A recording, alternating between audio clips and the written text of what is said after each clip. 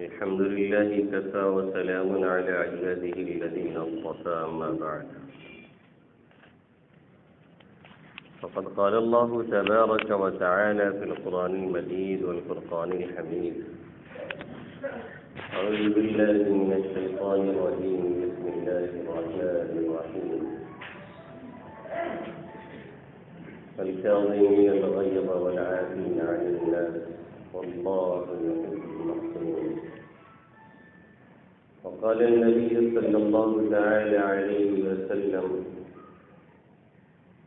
ما تعدون القرعة فيكم؟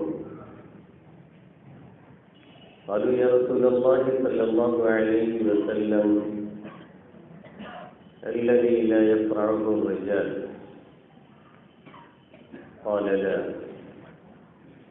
ولكنه يملك الغضب. فقال النبي صلى الله تعالى عليه وسلم: لا يقضي القاضي وهو غضبان. وقال: إنما الحلم التحلم. أو كما قال سيدنا وهادينا محمد صلى الله تعالى عليه وسلم. میرے محترم مسلمان دوستوں، میرے غیور نوجوان ساتھیوں،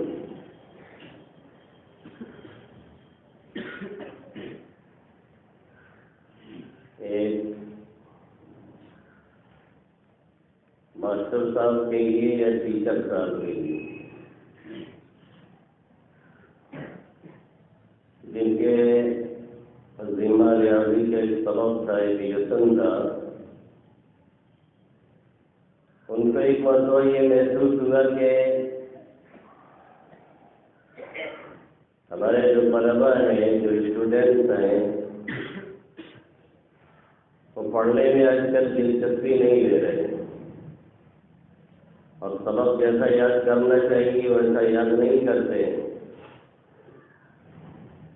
انہوں نے سوچ لیا کہ اب ان کو ٹھیک ہی کرنا ہے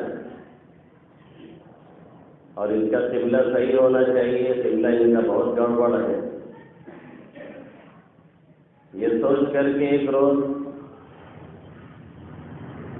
وہ کلاس میں داخل ہوئے اور داخل ہوتے ہی انہوں نے کہا کہ تمام طلبہ اپنی اپنی کتابیں سب کنارے لگا دیں اور کنارے پر رکھ دیں. کاغذ قلم لے کر کے سب لوگ تیار ہو جائیں. ابھی طلبہ نے پوچھا: استاد جی ایسا کیوں؟ کہا یہ ہنگامی ٹیسٹ ہے، آپ لوگوں سے ہنگامی ٹیسٹ ہوگا، اس کے لیے آپ بالکل جو کہہ رہا ہوں کرنے کے لیے تیار ہو جائیں. طلبہ تو پہلے بہت تنگ ہوئے کہ بغیر تیاری کے، بغیر وقت دیے ہوئے، اور جو سبق صرف پڑھا ہوا ہو، اگر اس کا موقع نہیں یاد کیا گیا ہے، پچھلا نہیں دہرایا گیا ہے تو آسان نہیں ہوتا ہے اس کا پھر امتحان لینا. تو پہلے تو سب آپس میں خسر کرنے لگے، سمجھ میں نہیں آیا کہ کیا کیا جائے. لیکن دیکھا کہ ماسٹر صاحب اور ٹیچر صاحب کا رویہ بڑا خطرناک دکھ رہا ہے، کیونکہ انہوں نے آج طے کیا تھا کہ جو قبلہ بدل گیا ہے اس کو ٹھیک کرنا ہے. اس لیے انہوں نے جوشیلے انداز میں کہا کہ ٹیسٹ ہو کر کے رہے گا، آپ سب لوگ تیار ہو جائیں. تمام طلبہ جب سیدھے بیٹھ گئے تو انہیں میں بدمزاج، اکھڑ، غصیلا لڑکا بھی تھا اور ڈیل ڈول کا اچھا بھی تھا، باڈی جم کر کے بنائے ہوئے تھا. وہ کہنے لگا کہ ہم اس طرح سے ٹیسٹ نہیں دیتے، ہم تیار نہیں ہیں، ہم ٹیسٹ نہیں دیں گے.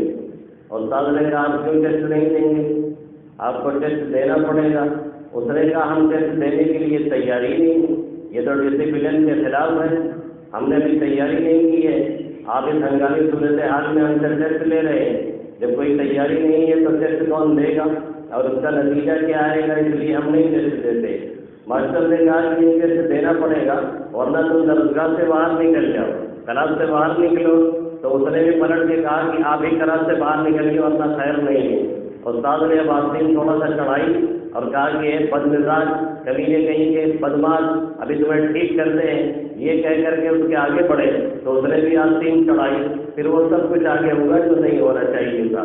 طلبا نے دیکھا کہ استاد اور شاگرد دونوں آپس میں گتھم گتھا ہے اور دنگل چل رہا ہے اور کشتی جاری ہے اور کچھ لوگ کشتی دیکھ رہے ہیں۔ بعد میں انتظامیہ کو علم ہوا، انتظامیہ نے اس طالب علم کا نوٹس لیا اور اسے 2 سال پیچھے کیا اور اسے تحریری یہ معافی نامہ لکھوایا گیا کہ آپ ہر ایک استاد کا احترام کریں گے تب آپ کو اسکول میں رہنے دیا جائے گا، ورنہ نہیں رہنے دیا جائے گا۔ یہ تو طالب علم کا معاملہ ہوا، لیکن استاد صاحب جو اس سے بعد گئے تھے وہ ایک موضوع بحث بن گئے، جہاں بیٹھتے ارے یار تو کیسے پڑک دیے رہا، تو کیسے بھیڑ گوا رہا، کیسے بھیڑن تو ہو گئی، سب وہی پوچھتے، جہاں بیٹھ رہے ہیں وہی ایک سوال، جہاں 4 لوگ بیٹھ رہے ہیں وہی ایک گفتگو، جہاں لوگ بیٹھتے ہیں وہی ایک سوال۔ مولانا طالب علم تو اپنے استاد سے جڑ گیا، وہ تو اپنے ماسٹر جی کو پڑک دیا تھا کلاس میں، تو اس نے ان کی کلاس لے لی، اب بیچارے اتنا سٹ پٹائے کہ ان کو اسکول چھوڑ کے جانا پڑا، ریزائن دینی پڑی اور استعفیٰ دینا پڑا۔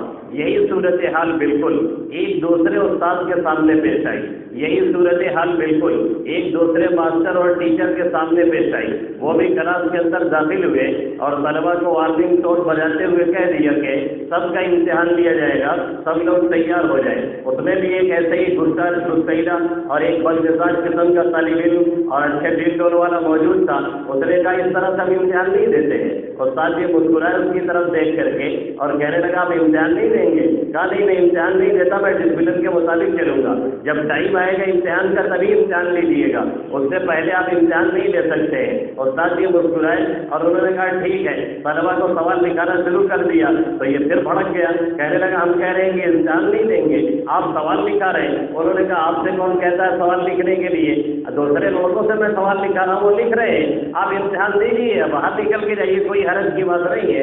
استاد جی نے مسکرا کے جواب دیا اور سوال لکھانا شروع کر دیا، سب طلبا بیٹھ کے لکھ رہے ہیں، وہ چپ چاپ 1 منٹ بیٹھا رہا، پھر اس نے بھی قلم کاپی اٹھایا اور لکھنا شروع کر دیا۔ اب ان دونوں رویوں کے اندر جو ایک یقیناً فرضی واقعہ ہے، یقیناً صرف بنایا ہوا ہے، یہ ہو سکتا ہے کہ کہیں بھی یہ ہوا ہو، ایسا بھی نہیں ہے، اس طرح کا ایکسیڈنٹ کہیں نہ کہیں ہو جایا کرتا ہے، بڑے بڑے شہروں میں چھوٹی چھوٹی اس طرح کی گھٹنا ہوا کرتی ہے، تو اگر کہیں بھی اس طرح کا ہو گیا ہے تو اس کو لے جا کے فٹ نہیں کرنے کی ضرورت ہے، ایک فرضی واقعہ میں نے بتایا ہے، لیکن اب اس کے آگے اور پیچھے ذرا غور کرنے کی ضرورت ہے، ذرا سمجھنے کی ضرورت ہے، تھوڑا سا دیکھنے کی ضرورت ہے کہ جو مستعد مزاج ہے، جو مستعلا ہے اور جو اکھڑ قسم کا آدمی ہے اور جسے ہم لوگ کہتے ہیں 1 نمبر کا سنکی ہے، اگر اس کے ساتھ ہمارا اور آپ کا رویہ ایسے ہی رہا کہ اس کے سنکنے کے ساتھ ساتھ ہم بھی سنک گئے اور ہم نے یہی معاملہ اس کے ساتھ کرنا شروع کر دیا تو کبھی بھی حالات قابو میں نہیں آ سکتے، کبھی بھی معاملہ بنتا ہوا نہیں نظر آئے گا، کبھی بھی یہ صورتحال اگر نپٹنے کی ہم نے تیار کی ہوئی ہے تو آگ سے آگ کو نہیں بجھایا جا سکتا ہے، آگ پہ اگر آگ پڑے گی تو شعلہ نہیں چوڑے جوالا بن جائے گا اور ایک دھماکہ پیدا ہوگا جس کی وجہ سے وہ بھی نقصان اٹھائے گا اور ہم بھی نقصان اٹھائیں گے۔ اور اسی طریقے سے اگر دونوں طرف سے سبز مہری چل رہی ہے اور دونوں طرف بالکل ایسے لوگ ہیں جن کے اندر غصے وغیرہ کا کوئی نام و نشان نہیں ہے تو بھی معاملہ جلدی چلنے والا نہیں ہے صحیح سے، اگر کہیں اس طرح کے حالات پیش آتے ہیں تو ہمارا اور آپ کا رویہ اور ہمارا اور آپ کا برتاؤ، ہمارا اور آپ کا طور طریقہ امیر المؤمنین حضرت معاویہ رضی اللہ تعالیٰ عنہ کی اس رسی کی طرح سے ہونا چاہیے۔ آپ نے 20 سال تک گورنری کی ہے، عثمان غنی رضی اللہ تعالیٰ عنہ کے دور حکومت میں اور دور حکومت میں اور خلافت میں آپ نے 20 سال تک کنٹینیو گورنری کی ہے۔ ظاہر ہے جب آپ ایک علاقے کے گورنر تھے تو نہ معلوم کتنے لوگ ماتحت رہے ہوں گے، کتنے لوگوں سے معاملہ پیش آیا ہوگا، کتنے لوگ نہ معلوم کس کس مزاج کے آپ سے ملتے رہے ہوں گے، پھر اس کے بعد 20 سال تک آپ نے خلافت کی ہے، ایک زبردست خلافت کی ہے۔ اور عثمان غنی رضی اللہ تعالیٰ عنہ کے دور حکومت ہی میں انہوں نے پہلی بیڑا بنا کر کے 500 جنگی کشتیاں جو لے کے چل سکتا تھا اٹھا سکتا تھا اور روم والوں پہ حملہ کر کے مدنی صلی اللہ علیہ وسلم کی اس بےدین گوئی کو سچ کر دکھایا تھا جس میں آقا نے فرمایا تھا تم لوگ دریاؤں میں سے اطمینان سے چلو گے اور چلو گے اور دشمنوں پہ حملہ کرو گے اور فتح کرو گے جیسے خشکی میں تختوں میں بیٹھے رہتے، اور یہ کارنامہ سب سے پہلے اگر کسی نے انجام دیا ہے اور امت کا فخر سر فخر سے بلند کیا ہے تو امیر المؤمنین حضرت امیر معاویہ رضی اللہ تعالیٰ عنہ ہے۔ کوئی اگر ان کے دور کو نامشروط کہتا ہے، کوئی اگر اس کے دور کو منحوس کہتا ہے تو اسے خود دیکھنا چاہیے کہ کہیں وہی نہ منحوس ہو جائے، اسے خود جائزہ لینا چاہیے کہ کہیں وہ خود نہ منحوس ہو جائے، وہ خود نہ مشروط ہو جائے۔ ایسے لوگوں کو اپنی زبان پہ قابو لگانی چاہیے۔ بہرحال امیر المؤمنین حضرت معاویہ رضی اللہ تعالی عنہ نے جب اتنی لمبی حکومت کی اور یہ سلسلہ ان کا 40 سال کم و بیش چلتا رہا، تو کسی نے آپ سے یہ سوال کیا کہ یہ 40 سال جو 20 سال گورنری کے ہیں اور یہ 20 سال جو خلافت کے ہیں، اتنا لمبا وقفہ آپ نے اتنے اچھے انداز سے کیسے گزارا ہے؟ انہوں نے فرمایا کہ ہمارے اور رعایا کے درمیان ایک رسی ہے، ایک سرا ہماری رعایا کے ہاتھ میں ہے اور ایک سرا ہماری ہاتھ میں ہے۔ جب ہماری رعایا اسے کھینچتی ہے تو ہم تھوڑی سی ڈھیلی کر دیتے ہیں تاکہ ٹوٹ نہ جائے، اور اس کے بعد جب دیکھتے ہیں کہ معاملہ ادھر سے اب ڈھیلا ہے تو ہم تھوڑا سا کھینچ لیتے ہیں، معاملہ ٹھیک ہو جایا کرتا ہے۔ اس طریقے سے یہ سلسلہ چلتا رہتا ہے اور نتیجہ یہ نکلا ہے کہ ہم نے کامیابی کے ساتھ 40 سال 20 سال خلافت بھی کی اور 20 سال گورنری بھی کی ہے۔ حقیقت یہی ہے، دو لوگ جو سنگی قسم کے ہوں، دو لوگ جو مشتعل مزاج قسم کے ہوں، دو باپ اور بیٹے جن کی رگوں میں خاندان والا خون دوڑتا ہو، دو وہ بھائی جن کی رگوں میں ہردم خون جوش مار رہا ہو، اور دو وہ ساتھی جو بالکل مشتعل مزاج ہو اور ہردم شعلہ بنے رہتے ہوں، ان کے تعلقات کبھی بھی استوار نہیں رہ سکتے، ان کے تعلقات کبھی بھی خوشگوار نہیں رہ سکتے، ان کے تعلقات کبھی بھی بہتر سے بہتر نہیں چل سکتے۔ اور دو آدمی ایسے ہوں جو بالکل مغلوب الغضب ہو، جن کو کبھی کچھ جذبہ نہ آتا ہو، تو پھر یہ دونوں بھی کبھی ٹھیک سے اپنا رشتہ لے کر کے نہیں چل سکتے۔ نرمی اور گرمی کا یہ سلسلہ ایک دوسرے کی طرف سے ہلکا پھلکا چلتا رہنا چاہیے، کبھی وہ گرم ہو رہا ہے ہم دب رہے ہیں، کبھی ہم گرم ہو رہے ہیں وہ دب رہا ہے۔ اس طریقے سے جب معاملہ ہوتا ہے تو پھر یہ سسٹم اور سلسلہ چلتا رہتا ہے۔ عربی کے عالم عرب کے سعودیہ کے ایک زبردست عالم دین ہے، ان کو ایک مرتبہ بلایا گیا تھا لیکچر دینے کے لیے ایک جیل کے اندر، جہاں پہ صرف قاتل لوگ رہتے تھے، جن پر قتل کا کیس درج ہوا تھا اور جن کو جیل کی سلاخوں میں ڈالا گیا تھا، وہ لوگ تھے اور ان کو لیکچر دینا تھا اور ان کو سمجھانا تھا۔ یہ گئے اور ان قاتلوں کے سامنے انہوں نے لمبا لیکچر دیا اور بہت متاثر کرنے والے انداز میں بیان دیا۔ بہرحال ہر ایک متاثر ہوا۔ جب سب لوگ اپنے اپنے بیرک میں چلے گئے تو ان کا جو نگراں ٹائپ کا انسان تھا وہ ان سے ملنے کے لیے آیا اور ان کا شکریہ ادا کیا۔ انہوں نے سوال کیا آپ یہاں کیا کرتے ہیں؟ انہوں نے جواب دیا کہ میں یہاں تعلیمی سرگرمیوں کا نگراں ہوں، یہ لوگ جیل میں پڑے ہیں، ان کو کچھ پڑھایا لکھایا اور سمجھایا جاتا ہے تاکہ ان کو سنوارا اور بنایا جا سکے، یہ میری یہاں پہ ذمہ داری ہے۔ کہتے ہیں میں نے ان سے سوال کیا کہ یہ جتنا قتل کر کے جتنے سب کے سب آئے ہیں اس کی مین وجہ کیا ہے؟ انہوں نے بغیر سوچے سمجھے اور بغیر کسی توقع کے کہا غصے کی وجہ سے سب ہوا ہے، صرف غصے نے ان کو یہاں تک پہنچایا ہے۔ کوئی شاپنگ مال میں گیا، کوئی شاپنگ سینٹر میں گیا، کوئی ڈرائیو کرتے ہوئے جا رہا ہے، کسی نے ہارن مار دیا، یہ بھی جوش میں آئے 2 مرتبہ ہارن بجایا، اس نے تھوڑا سا گاڑی لہرا دی، اس نے بھی گاڑی لہرا دی، نتیجہ یہ نکلا کہ ایک دوسرے سے ہاتھا پائی ہوئی اور پھر گولی تک نوبت آئی اور پھر جیل کی سلاخوں کے پیچھے چلے گئے۔ یہ غصہ ایسی چیز ہے، یہ عدم برداشت ایسی چیز ہے جو انسان کو ایسے مقام میں لا کھڑا کرتا ہے جہاں پہ انسان اپنے کو سوچتا بھی نہیں ہے پہنچنے کے لیے۔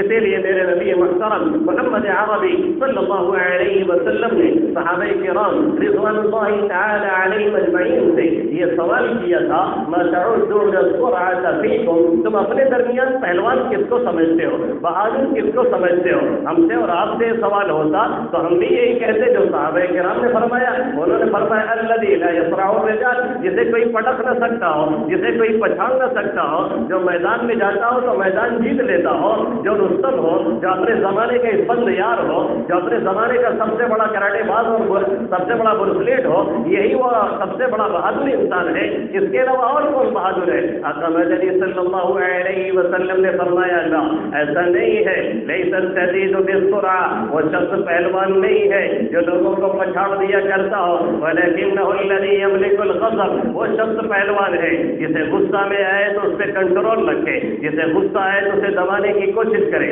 جسے غصہ آئے تو اس کو قابو میں رکھنے کی کوشش کرے، جس سے غصہ آئے تو برداشت کرنے کی کوشش کرے، جو اپنے اندر تحمل مزاجی پیدا کرے۔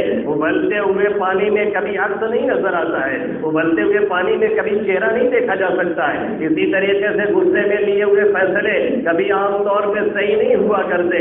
آقا مدنی صلی اللہ علیہ وسلم نے قاضی کو مشورہ دیتے ہوئے حکم فرمایا لا یقضی القاضی وهو ہوا غضبان، قاضی صاحب جب جوش کے عالم میں ہو تو پھر وہ فیصلہ نہ کریں، اس لیے کہ ان کا فیصلہ کبھی صحیح نہیں ہو سکتا ہے۔ آقا نے فرمایا کہ اپنے کو سنبھالنے کی ضرورت ہے، اپنے کو قابو میں لانے کی ضرورت ہے۔ اس کے لیے آقا فرماتے ہیں انما الحلم بالتحلم، یہ بردباری اور یہ تحمل یہ کیسے پیدا ہوتا ہے؟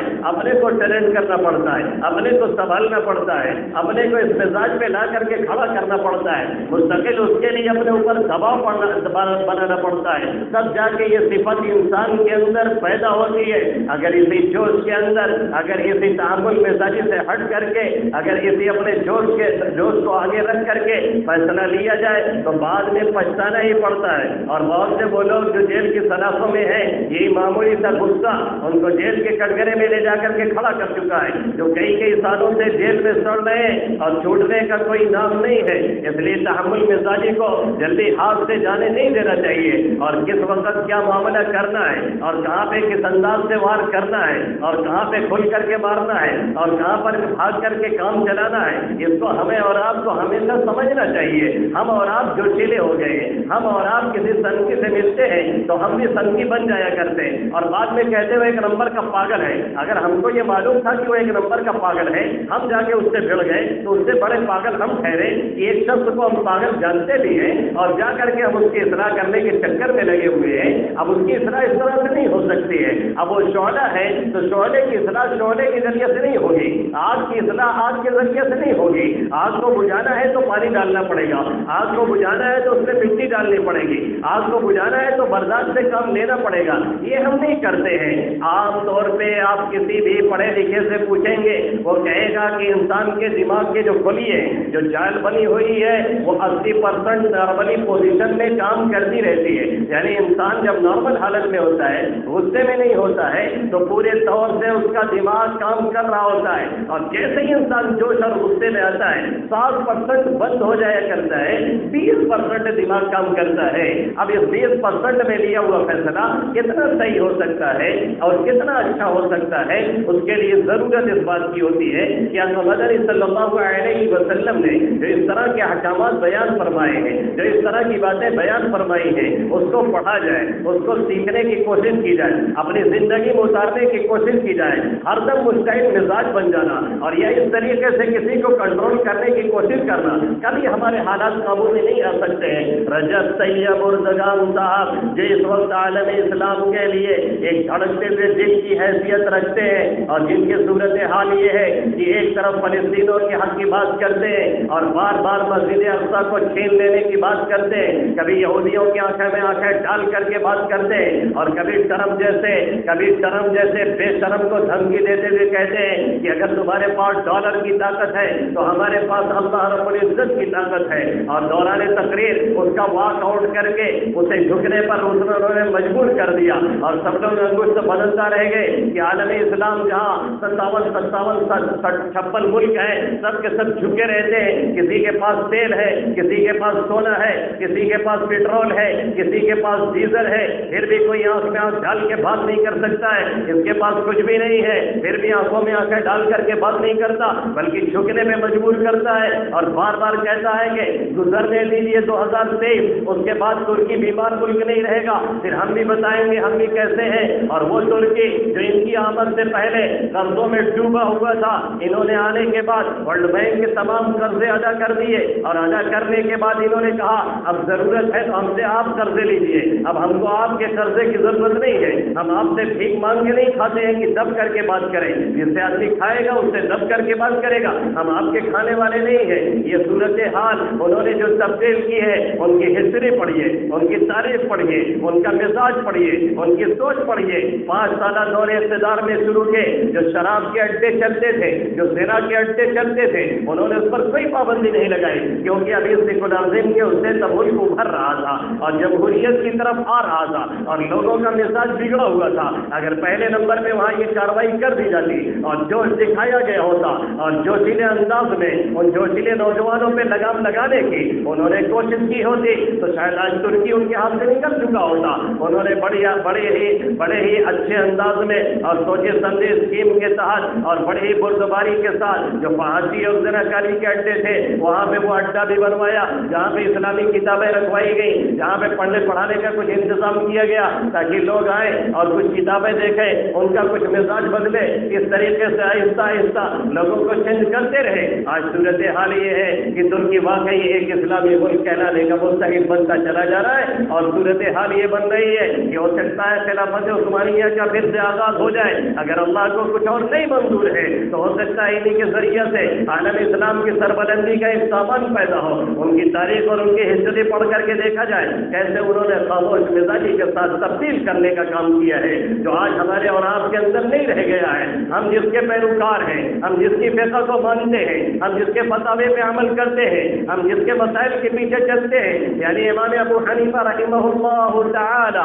ان زمانے میں بھی ان کے حافظین ایک نہیں ہزاروں کی تعداد میں تھے، اور آج بھی لاکھوں اور کروڑوں کی تعداد میں ان کے چہرے پہ تھوکنے کی کوشش کرتے ہیں، لیکن سورج اور چاند پہ تھوکنے کا انجام یہ ہوتا ہے کہ اپنے ہی چہرے پہ لوٹ کر کے آتا ہے، کبھی سورج اور چاند کو نقصان نہیں پہنچتا ہے۔ اس زمانے میں دو لوگوں میں آپس میں کچھ بحث ہو گئی، اور امام صاحب کا مزاج رات بھر تلاوت کرنے کا، فجر بعد درس شروع ہو گیا ہے، وہ ظہر کے قریب چل رہا ہے، ظہر کے قریب بند ہوتا ہے، کچھ کھانا پینا ہوتا ہے، ایک آدھ گھنٹے آرام کرتے ہیں، پھر درس شروع ہوتا ہے، مغرب تک چلتا ہے، عشاء تک چلتا ہے، پھر رات میں عبادت کا سلسلہ چلتا ہے۔ اتنا روتے تہجد کے اوقات میں پڑوسیوں کو رحم آنے لگتا، کہتے ہیں اللہ ان کے دل میں امید کی کیفیت پیدا کر دیجیے تاکہ ان کا رونا کم ہو جائے۔ یہ صورت حال امام ابو حنیفہ کی تھی۔ اللہ نے علم سے بھی نوازا، اللہ نے دولت سے بھی نوازا۔ 40 علماء کے بیک وقت کفالت کیا کرتے تھے، جس میں امیر المؤمنین بالحدیث عبداللہ ابن مبارک ہے،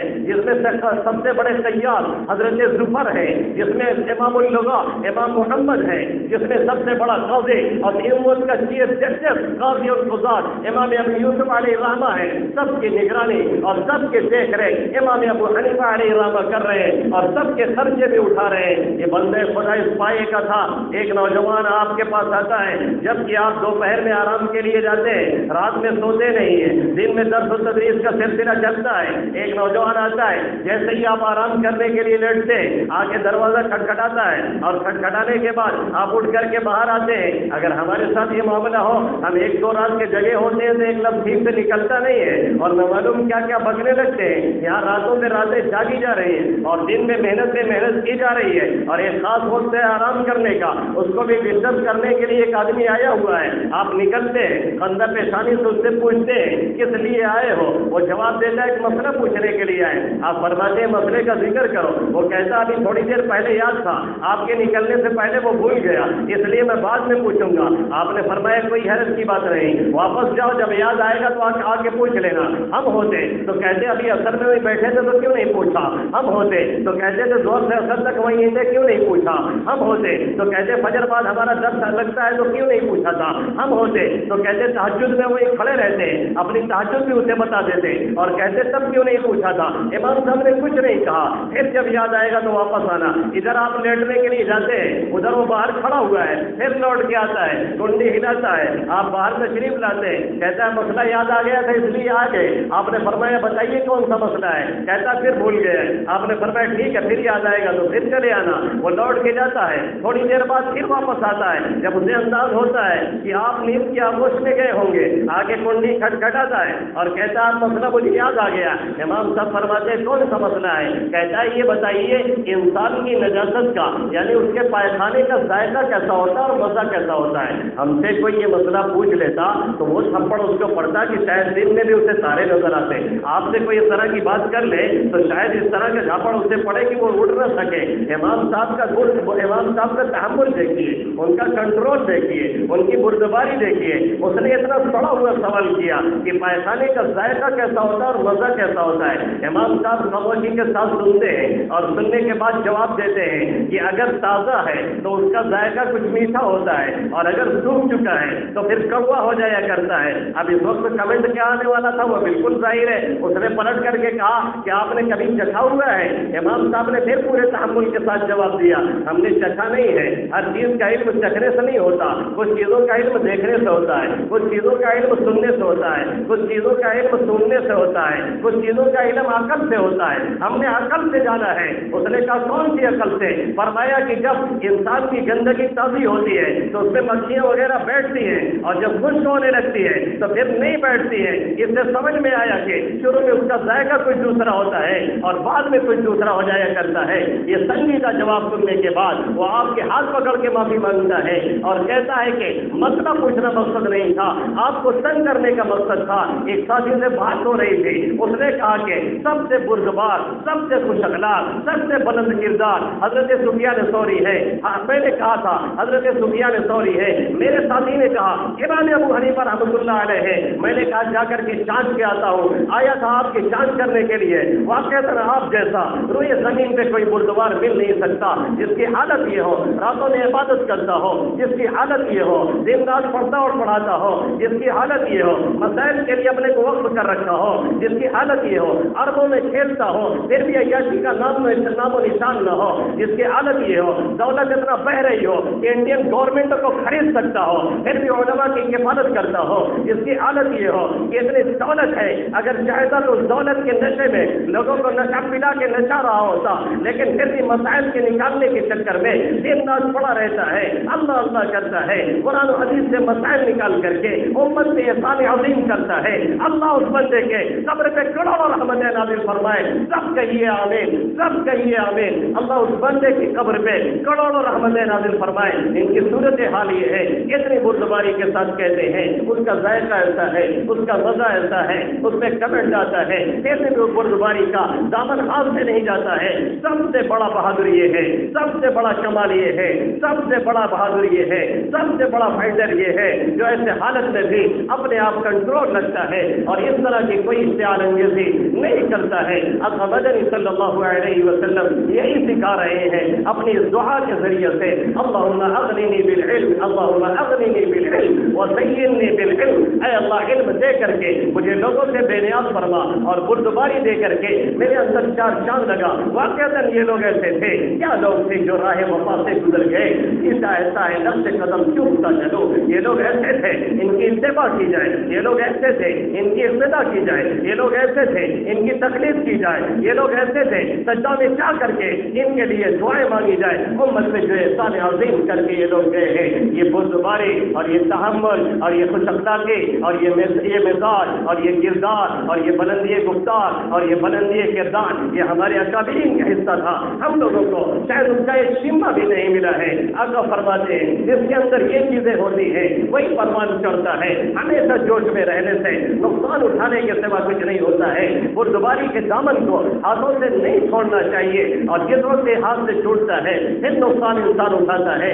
اس لیے ہم بھی طے کریں اور آپ بھی طے کریں، انشاءاللہ العزیز نپٹنے کا صحیح طریقہ نکالیں گے۔ ہر جگہ جوش نہیں دکھائیں گے، جہاں بہت ضرورت ہوگی وہی جوش دکھایا جائے، باقی عام حالات میں جوش کے بجائے ہوش سے کام لیا جائے اور جیسا جو ہے اسی انداز سے اس کے ساتھ معاملہ کر کے اسے ڈیل کرنے کی کوشش کی جائے تو پھر وہی ماسٹر صاحب والا واقعہ ہوگا۔ ایک صاحب کو تو پتہ چلا کہ سرے عام پٹک کر کے بے عزت کر دیا گیا اور دوسرے نے ایسا ڈیل کیا کہ انتظامیہ نے اسے باہر کر دیا، استاد پہ کوئی آنچ بھی نہیں آئی۔ یہ تھنکنگ، یہ سوچ اور یہ ویری گڈ تھنکنگ ہمارے اور آپ کے اندر پیدا ہو جائے تو معاشرے کو ہم بھی ڈیل کر کے صحیح کر سکتے ہیں۔ اللہ رب العزت دین کی صحیح سمجھ ہمیں اور آپ سب کو نصیب فرمائے، آمین یا رب العالمین۔ وما علینا الا البلاغ المبین۔